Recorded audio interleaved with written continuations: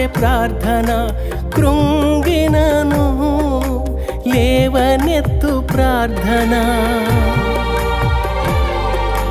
దీనులను విడిపించు ప్రార్థన, మేలులతో నింపునది ప్రార్థన, ఉన్నత స్థలములలో ఉంచేది ప్రార్థన, సింహాసనములు ఇచ్చేది ప్రార్థన.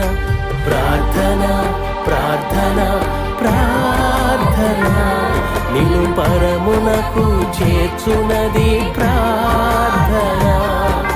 ప్రార్థన ప్రార్థన ప్రార్థన నిన్ను మహిమతో నింపునది ప్రార్థన. ప్రార్థన అంటే